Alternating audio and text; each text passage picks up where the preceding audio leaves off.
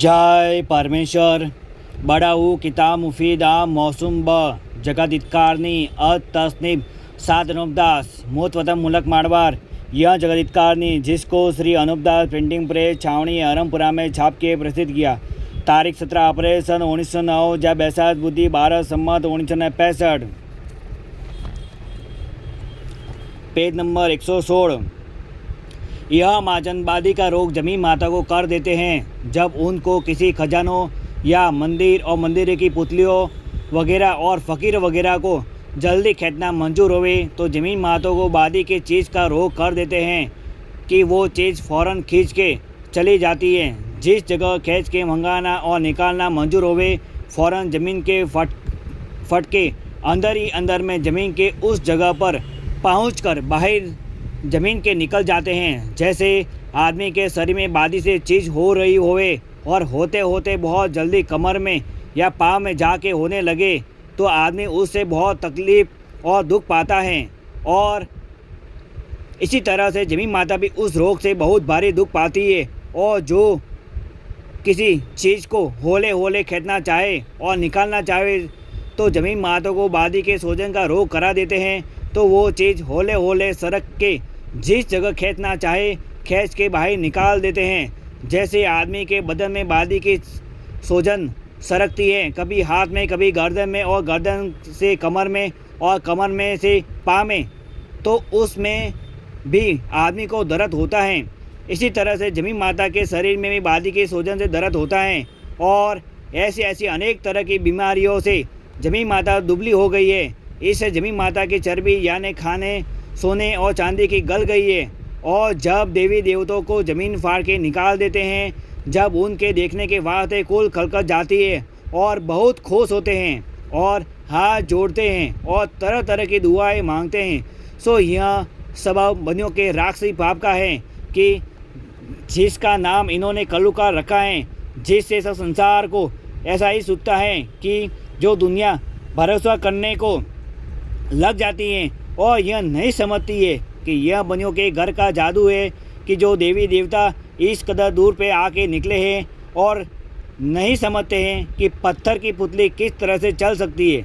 सो दुनिया तो इनके जाल में भूली हुई है, जिससे कुछ पहचान जादू वगैरह की नहीं हो सकती है कि इन बनियों ने जादू के जोर से तमाम जान के लोगों की अक्ल कैद कर दी है कि जो समझाए से भी नहीं समझते हैं। और जिस तरह से कि ज़मीन को फाड़ के पोली कर देते हैं और खजानों को खींच लेते हैं, जब तमाम जान के लोग यह जानते हैं कि धन सरक गया है।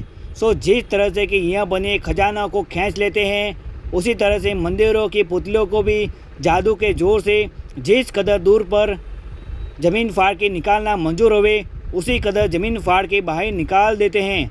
अगरचे इन्हों को यह बात मंजूर होवे कि फ़लाने मंदिर की पुतली को फ़लानी जगह पर निकाले, पेज नंबर 170, तो वहीं जाके निकाल लेंगे। सो यह बात इस तरह से है कि जो यह बनिए जिस मंदिर की पुतली के नाम से पाप कराते हैं तो उसी मंदिर की पुतली को बाहर निकाल देते हैं और लोगों के समझाने के लिए पहले से ऐसा सुझा देते हैं कि देवी के मंदिर की पुतली हजारों कोस पे जाके निकली है और देवी बड़ी पर्चे वाली है और यह परमेश्वर की कुदरत है जिसको सब संसार और राजा बादशाह वगैरह बड़ी खुशी के साथ देखने के वास्ते जाते हैं और दंडोत करते हैं। सो यह पुतलियों का निकालना और ज़मीन का फटना और काल वगैरह का पड़ना और बीमारियों का और खजानों वगैरह का खेतना और अकल वगैरह का फिरना और बारिश का ना होना और कम उम्र में मरना जादू से हो रहा है। और यह जादू इंद्रजाली रावण की तरह से इन बनियों ने बलराजा के बाद से चला रखा है, जहाँ ज़मीन वगैरह फट जाती है और कहीं की पुतली कहीं पे जाके बाहर निकलती है। सो यह बातें तमाम जहाँ में मशहूर है, परंतु अक्ल ऐसी ख़राब कर दी है कि इस बात को पहचानते ही नहीं है और पर्चों के भरोसे तमाम लोग भूले हुए और बहके हुए हो रहे हैं। सो भाई मेरे हो, जिस कदर यह पर्चे हो रहे हैं यह सब बनियों के चलाए हुए हैं।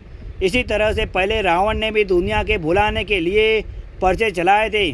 चुनाचे बाद मरने रावण वगैरह के इन बंदियों ने भी दुनिया को भुलाने के और बुद्धि फेर करके तरह तरह के पतले पर्चे दिखला दिए।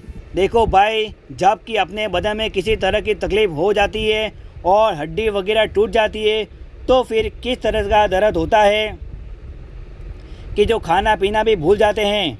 और यह बने जादू के जोर से ज़मीन को फाड़ देते हैं और तरह तरह के रोग ज़मीन के नाम से ज़मीन को करा रहे हैं और किसी को अपने राक्षसी पाप करने की मालूम नहीं होने देते हैं।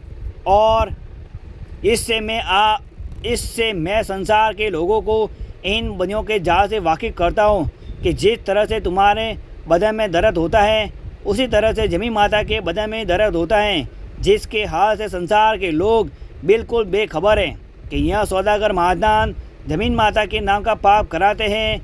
इससे ज़मीन को तकलीफ़ दे रहे हैं और सब संसार की अकल को अपने राक्षसी पाप से ख़राब करके ऐसे ऐसे पर्चे दिखला रहे हैं कि जिससे दुनिया यह नहीं समझती है कि रावण के मुआफिक इन बनियों के घर का राक्षसी पाप चल रहा है, बल्कि संसार के लोग तो पर्चों के भरोसे भूले हुए हैं और इधर उधर गोते गाते फिरते हैं और यह समझते हैं कि यह पर्चा कोई निहायत ही उम्दा चीज़ है। परंतु भाई मेरे हो, जिस पर्चों को तुम अच्छा समझते हो यह अच्छा नहीं है, यह तो निहायत ही खराब जादू है। जय परमेश्वर। सात रमदास महाराज लिखी किताब जगत कहानी 274 तमाम पढ़कर बंदोबस्त करो, जब जाके सब संसार की औलाद को अच्छी तरह से आराम मिलेगा। जय परमेश्वर। देवता लोगों जय परमेश्वर। सात रमदास लिखी किताब जगत कहानी छावनी एरमपुरा सिंगवज मारवाड़ 30/27।